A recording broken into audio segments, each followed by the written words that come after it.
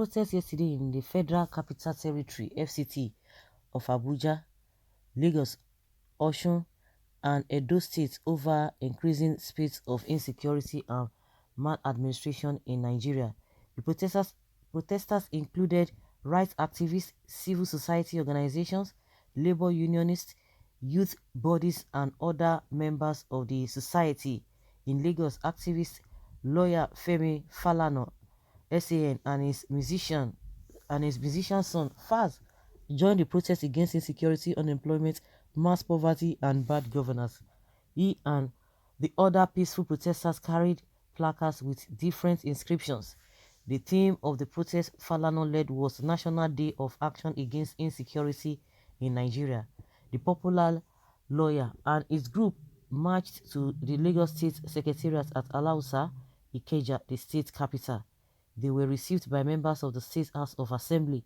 Falana told the lawmakers that there was a need to provide for the poor so that peace could be guaranteed in the country. He urged states that had not adopted the Child Rights Act to urgently do so and take the children off the streets to enable them get an education. The Southwest has 54 universities graduates and being churned out daily, but nobody is planning for their future. Say, we are asking you because Lagos is where everybody comes to. This is the home of every Nigerian, and we are asking you to intensify your efforts and increase the budget of the poor so that there will be peace. It is not clear in our country that without peace for the poor, there cannot be peace for the rich. For those who want to fight banditry and terrorism, we must put all our children in school, Falana said. Another activist, Jaye Gaskia, expressed worry that Nigeria has increasingly been witnessing extreme poverty, arms proliferation, religious intolerance, ethnic hatred, and agitations for secession. In Osogbo, the Osun state capital, protesters converged on Nelson Mandela Freedom Park at 9:30 a.m. and later marched to the popular Okefia Junction. They carried placards and banners with various inscriptions and chanted anti-government songs. Some of the placards and banners read, "End insurgency now, Buhari should speak up. Things are getting worse in Nigeria. No to poor living condition." The leader of the groups, Wahid Lawal, told reporters that the protest became imperative because of the level of injustice and maladministration in the country. He said, "I urge the residents of the state to rise against injustice, killings, and other sad issues in the country. Despite the richness of Nigeria in natural resources and fertile land, our economy still suffers greatly.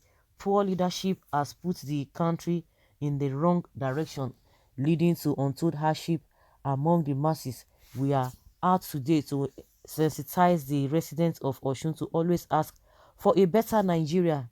In Edo State, an activist, Osage Obayuwana, said the protest was meant to call the attention of those in position of power to honestly tackle worsening insecurity and bad governance in Nigeria.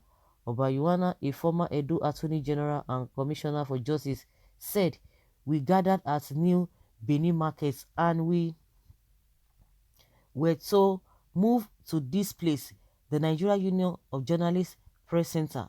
There is an agency of the Edo State called PUWOF with volunteers on matters of public works, but they attacked us, destroyed our banner and placards, took away our laptops and smashed them. Wow." They said we were against the government of Godwin Obaseki. How can that be?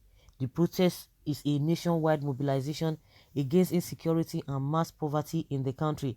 Our coming out yesterday, is to say that the Nigerians can no longer keep quiet. At no time in the history of our country has insecurity been as terrible as it is today. You cannot even travel from one town to another.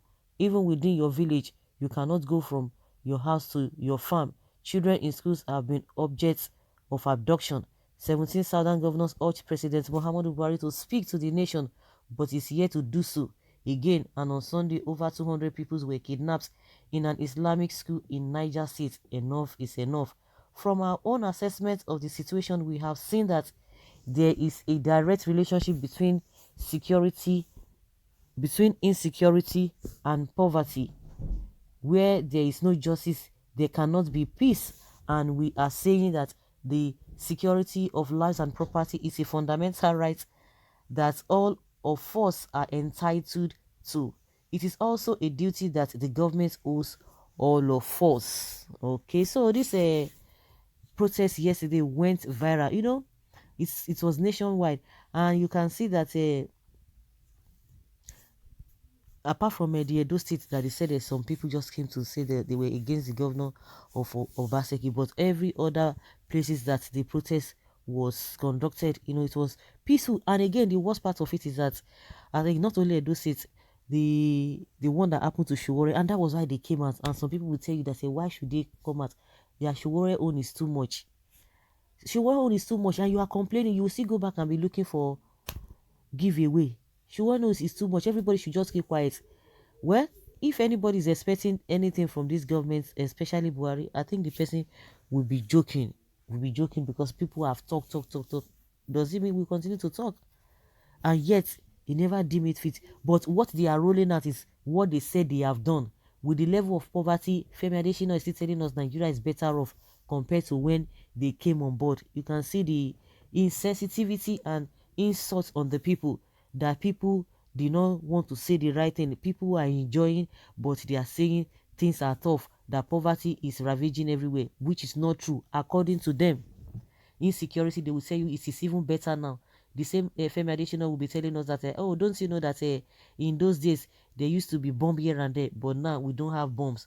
And that is an unreasonable assertion, because you kill with knife or you kill with cutlass.